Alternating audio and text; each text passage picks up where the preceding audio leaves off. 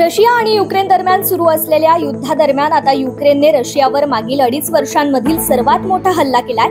युक्रेनने रशियामधील सारातोव्हा परिसरामध्ये ड्रोन हल्ले केले। युक्रेनने अचानक आक्रमक भूमिका घेत हल्ला केल्याने संपूर्ण जगाला धक्का बसलाय। युक्रेनने रशियातील सारातोव्हमध्ये अमेरिकेवर झालेल्या 9/11 सारखा हल्ला केलाय। युक्रेनने सारातोव्हमधील अनेक उत्तुंग इमारतींवर ड्रोनने हल्ले केलेत।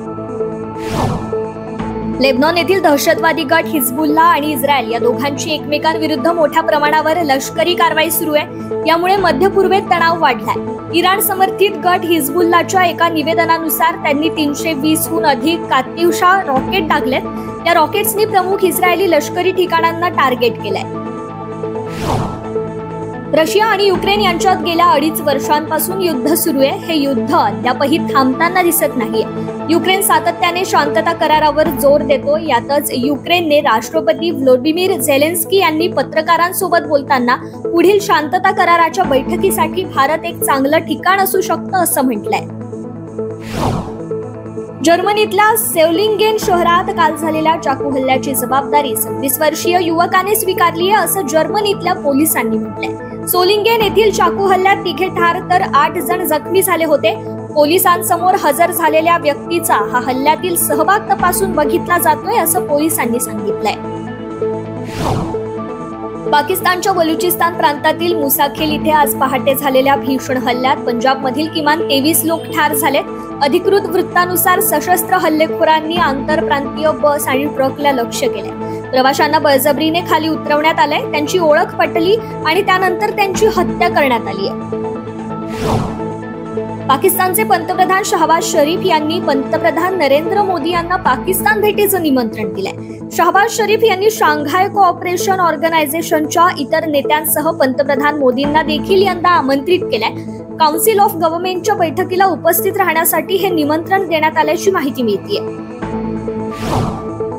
अमेरिकेने भारताला सोनोबॉयची विक्री करण्यास मंजुरी दिली आहे। सोनोबॉय हे अँटी सबमरीन उपकरण आहे, त्यामुळे सागरात भारताची ताकद वाढणार आहे। भारताला हे उपकरण खरेदीसाठी अंदाजित $52.8 मिलियन खर्च येणार आहे। या उपकरणाच्या मदतीने भारतीय नौदलाला सहजतेने आपल्या समुद्र क्षेत्रातील शत्रूच्या पाणबुड्या शोधून काढता येणार आहेत। संरक्षण मंत्री राजनाथ सिंग यांच्या अमेरिका दौऱ्यादरम्यान भारताला हे यश मिळालंय। संरक्षण मंत्री राजनाथ सिंग यांनी आपल्या अमेरिकेच्या दौऱ्यादरम्यान टेनेसी मधील मेम्फिस इथल्या नौदल पृष्ठीय युद्ध केंद्रातील विल्यम बी मॉर्गन लार्ज कॅव्हिटेशन चॅनल या मोठ्या जलबोगद्याला भेट दिली आहे। LCC हा जगातला सर्वात असा मोठा जलबोगदा आहे जिथे पाणबुड्या, जलक्षेपणास्त्रे, टॉर्पिडो, नौदल पृष्ठीय जहाजे आणि जहाजांच्या पंख्यांची चाचणी करण्यासाठीच्या तांत्रिकदृष्ट्या प्रगत सुविधा उपलब्ध आहेत। बांगलादेशची राजधानी ढाका येथील सचिवालयाजवळ रविवारी रात्री 9 वाजल्यानंतर विद्यार्थी आणि अन्सार सदस्यांमध्ये हिंसक चकमक झाली। यावेळी दोन्ही बाजूचे अनेक जण जखमी झालेत। माहिती मिळताच पोलिसांनी घटनास्थळी धाव घेत मध्यस्थी करून दोन्ही बाजूंमध्ये शांतता प्रस्थापित केली आहे।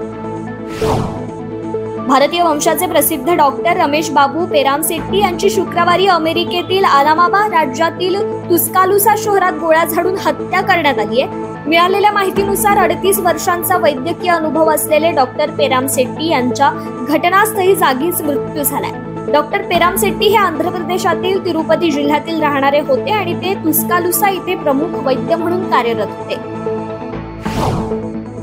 जिबुतीहून 27 प्रवाशांना घेऊन निघालेली बोट येमेनच्या किनारपट्टीवर बुडाल्याची दुर्दैवी घटना रविवारी घडली आहे। या दुर्घटनेतील बोटीतील 13 प्रवाशांचा बुडून मृत्यू झालाय तर 14 जण बेपत्ता झाले। येमेनमधील बानी अल हकम उपजिल्ह्यामधील दुबाब जिल्ह्याजवळ ही दुर्घटना घडली आहे।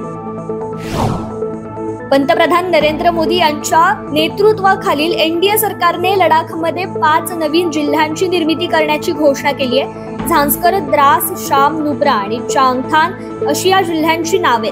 केंद्र गृहमंत्री अमित शहा यांनी याबाबत ट्विट करून माहिती दिली आहे। लडाखच्या लोकांच्या हितासाठी ही घोषणा करण्यात आल्याचं शहा म्हणाले। जम्मू काश्मीरमध्ये होणाऱ्या विधानसभा निवडणुकांसाठी भारतीय जनता पक्षाने जोरदार मोर्चे बांधणी सुरू केली असून आज 15 उमेदवारांची नावे जाहीर करण्यात आली आहेत। तत्पूर्वी उमेदवारीवरून भाजपमध्ये सावळा गोंधळ झाल्याचं पाहायला मिळत आहे। भाजपने आधी 3 टप्प्यासाठी 44 उमेदवारांची यादी जाहीर केली होती, मात्र ही यादी तत्काळ स्थगित करण्यात आली असून त्यानंतर नव्याने 15 नावांची यादी जाहीर करण्यात आली आहे. रिझर्व्ह बँक ऑफ इंडियाचे गव्हर्नर शक्तिकांत दास यांनी बेंगळुरूमधील डिजिटल पब्लिक इन्फ्रास्ट्रक्चर आणि एमर्जिंग टेक्नॉलॉजीशी संबंधित कार्यक्रमात सांगितलंय की आरबीआय युनिफाईड लेंडिंग इंटरफेसचा एक पायलट प्रोजेक्ट चालवत आहे. कर्ज मंजुरीची प्रणाली आणखी चांगली केली जाईल, जेणेकरून लोकांना कमी वेळेत कर्ज देता येणार आहे. कमी कर्ज घेणाऱ्यांचा याचा मोठा फायदा होणार आहे. दिग्गज पाकिस्तानी क्रिकेटपटू आणि पीसीबीचे माजी अध्यक्ष रमीज राजा यांनी रविवारी बांगलादेश विरुद्ध झालेल्या पराभवानंतर पाकिस्तान संघावर आणि संघ व्यवस्थापनावर जोरदार निशाणा साधलाय. राजा यांनी पाकिस्तान क्रिकेट संघातील खराब संघ निवड आणि उणीवांकडे लक्ष वेधलंय.